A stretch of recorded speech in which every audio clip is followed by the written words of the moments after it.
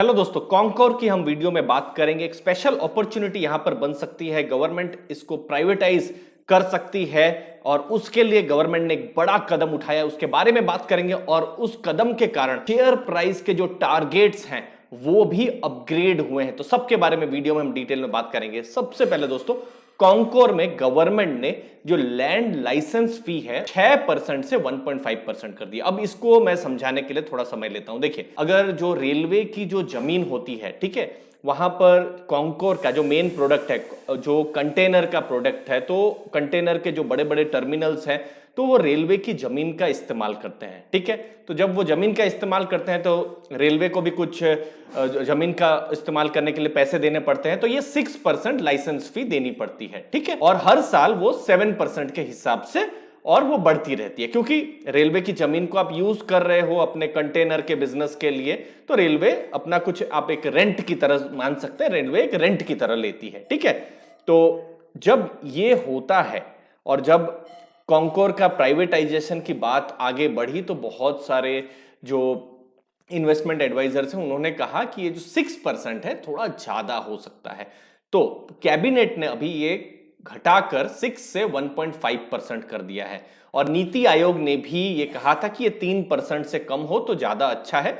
तो क्या होगा कि जो प्राइवेटाइजेशन है उसके लिए थोड़ा आसान हो सकता है, डाइवेस्टमेंट थोड़ा और आसान हो सकता है। तो इसीलिए इस कदम से जो कॉन्कोर का जो डाइवेस्टमेंट है उसके लिए एक आप समझ सकते हैं गवर्नमेंट के एक स्ट्रॉन्ग इंटेंशन समझ में आ रहे हैं और फ्यूचर में इन्वेस्टर्स के लिए भी वेल्थ क्रिएशन या वैल्यू अनलॉक के भी अपॉर्चुनिटी यहां पर बन सकती है, क्योंकि प्राइवेट प्लेयर्स अब कॉन्कोर को लेने के लिए ज्यादा इंटरेस्टेड यहां पर हो सकते हैं। ठीक है, अब ये स्ट्रेटेजिक सेल है, यहां कैसी अपॉर्चुनिटी है। देखिए, गवर्नमेंट के पास अभी 54.8% स्टेक है कॉन्कोर का। ठीक है, और गवर्नमेंट का प्लान है 30.8%, मतलब 31% के आसपास वो जो भी सेल है, अपना जो हिस्सा है वो बेच देंगे, जो भी प्राइवेट कंपनी जिनको भी इंटरेस्ट होगा उनको। ठीक है, तो गवर्नमेंट के पास वो मैनेजमेंट कंट्रोल नहीं रहेगा, स्ट्रेटेजिक सेल है तो प्राइवेट कंपनी उसको देखेगी। उनका उद्देश्य यही रहेगा कि और चीजें अच्छी हो यहां पर और प्रॉफिट्स भी बढ़ते रहे। तो और गवर्नमेंट का जो दूसरा जो 24% के आसपास का जो स्टेक है वो गवर्नमेंट अपने पास रखेगी। ठीक है ना, तो ये पॉजिटिव क्यों है। जो लैंड लाइसेंस फीस जो है, एक तो प्राइवेट सेक्टर की जो कंपनियां हैं उनको इंटरेस्ट रहेगा ही। दूसरी चीज थी ये जो लीज का जो पीरियड था, पहले 5 साल था, वो भी बढ़ाकर 35 साल हो गया है। तो ये एक और पॉजिटिव अपॉर्चुनिटी यहां पर हो गई है। तो इस पर बड़े ब्रोकरेजेस ने क्या राय दी है, क्या टारगेट दिए है, वो मैं आपके साथ शेयर करता हूं। तो जैसे जेफरीज ने कहा है कि प्राइवेटाइजेशन के लिए बहुत ही इंपॉर्टेंट पॉइंट है, क्योंकि देखिए प्राइवेटाइजेशन गवर्नमेंट को करना है, तो इसके लिए अगर कोई रास्ते का रोड़ा था तो ये एक लैंड लाइसेंसिंग फीस था, तो वो अभी हट चुका है। तो अभी एक्सपेक्टेड है कि प्राइवेटाइजेशन थोड़े मतलब उसकी जो रफ्तार है थोड़ा तेज पकड़ सकती है, थोड़ा बहुत ईपीएस भी इंक्रीज हो सकता है। फिर जो भी बिडर्स होंगे उनको लैंड लाइसेंस फीस के लिए और ज्यादा क्लैरिटी मिलेगी। और उन्होंने एक अंदाजा लगाया है, अब देखिए ये होगा कि नहीं हमको नहीं पता है, बट जैसे इलेक्शन 2024 में एक्सपेक्टेड है, जो मई जून के महीने में, तो उस समय में एक्सपेक्टेड है और गवर्नमेंट की कोशिश रहेगी जितना जल्दी हो सके ये जो डील है ये खत्म की जाए। तो फाइनेंशियल ईयर 23 एंड मतलब अगले साल मार्च तक जो डाइवेस्टमेंट का प्रोसेस है वो खत्म हो जाए, तो ताकि गवर्नमेंट को भी जो पैसे मिलने हैं वो मिल जाए, तो वो इंपॉर्टेंट है। तो उन्होंने 850 का टारगेट दिया हुआ है। ठीक है, उसके अलावा नोमुरा ने भी एनालिसिस की है, शायद आपको दिख नहीं रहा होगा क्लियरली, बट उन्होंने 918 का टारगेट नोमुरा ने भी एनालिसिस करके जेफरीज की तरह उन्होंने भी टारगेट को अपग्रेड किया है। तो 850 का जेफरीज और नोमुरा का 918 का टारगेट। अब दूसरी चीज एज एन इन्वेस्टर आपको समझना है कि किस हिसाब से इन्वेस्टर्स इंटरेस्ट दिखा रहे हैं। देखिए, प्रोमोटर तो चलिए गवर्नमेंट 54.8% हिस्सा है। एफआईआईज आप देखिए, पिछली बार सितंबर 2021 मतलब एक साल पहले ऑलमोस्ट 25% था हिस्सा, जो कि उन्होंने थोड़ा अपना ट्रिम किया है, स्टेक 23.65 किया है। अब एक्सपेक्टेड है एफआईआईज भी यहां पर इंटरेस्ट करना शुरू करें। दूसरा, जो डीआईआईज जो म्यूचुअल फंड्स हैं उन्होंने इसकी अपॉर्चुनिटी को देखा है, 10.33% से अपना जो हिस्सा है कॉन्कोर में 13.10 किया हुआ है। तो कभी भी एफआईआईज और म्यूचुअल फंड्स दोनों ले रहे हो तो पॉजिटिव हो सकता है।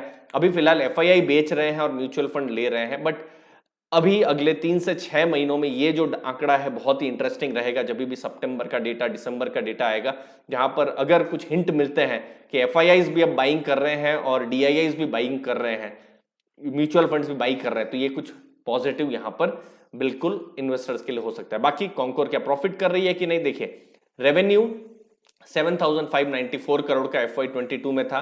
FY20 में अगर आप देखेंगे रेवेन्यू 6,473 करोड़ का था, ठीक है। और प्रॉफिट्स आप देखेंगे इस बार 1,062 करोड़ का यहां पर हुआ है, जो पहले 375 करोड़, फिर पिछले साल 503 करोड़, तो प्रॉफिट्स भी उनके इंक्रीज हुए हैं। तो ये सब कुछ पॉजिटिव चीजें हैं जो हमको देखने को मिल रही है। रेवेन्यू बढ़ी है, टोटल इनकम जो है वो बढ़ी हुई है, यहाँ पर जो प्रॉफिट्स हैं वो भी बढ़े हुए हैं। तो ये सब कुछ इंपॉर्टेंट चीजें हैं जो इन्वेस्टर्स बिल्कुल कॉन्कोर के केस में ध्यान में रख सकते हैं। और अब नेक्स्ट ट्रिगर इन्वेस्टर्स के लिए वही है डाइवेस्टमेंट का ट्रिगर, क्योंकि गवर्नमेंट ने एक तरीके से दरवाजे खोल दिए हैं कि अब डाइवेस्टमेंट के लिए हम बिल्कुल तैयार हैं। डाइवेस्टमेंट को लेकर अभी खैर ये डाइवेस्टमेंट 1-2 महीने होने वाला नहीं है, तो यहाँ कोई ये ट्रेडिंग जैसा है नहीं। यहाँ हम लॉन्ग टर्म की बात कर रहे हैं, और लॉन्ग टर्म में सही में अगर आप वैल्यू अनलॉक की बात कर रहे हैं तो वो कब होगा, जब जो भी पार्टी है, जो भी एक रेस्पेक्टेड पार्टी इसको ले, कॉन्कोर को खरीदे। कॉन्कोर को उन्होंने खरीदा, खरीदने के बाद उन्होंने फिर प्राइवेट सेक्टर की कंपनी ने यहां पर और अच्छा काम किया, तब वेल्थ क्रिएशन की एक्चुअली में अपॉर्चुनिटी तब वहां पर बन सकती है। तो इस पर हमारी नजर है। और उसके अलावा डेडिकेटेड फ्रीट कॉरिडोर, वहां पर भारत बहुत काम कर रहा है, और यहां पर भी अगर आप देखेंगे कॉन्कोर को एक मेजर बेनिफिशियरी के रूप में देखा जा रहा है। तो दो चीजें हैं, एक तो डेडिकेटेड फ्रीट कॉरिडोर और दूसरा है डाइवेस्टमेंट। तो डाइवेस्टमेंट पर न्यूज आती रहेगी, और अभी कॉन्क्रीट अगर न्यूज आती रहेंगी तो पॉजिटिव हो सकता है कॉन्कोर के लिए। और अगर बिल्कुल वैल्यूएशन की बात करें तो वैल्यूएशंस, हिस्टोरिकल वैल्यूएशन से थोड़ा अभी आपको ऊपर ही देखने को मिलेगा, तो वो कंफर्ट नहीं है यहां। लेकिन आपको लॉन्ग टर्म और वैल्यू अनलॉकिंग का यहां पर वेट करना है। मुझे उम्मीद है आपको वैल्यू मिली होगी। आपके समय के लिए दोस्तों बहुत बहुत धन्यवाद। Thank you.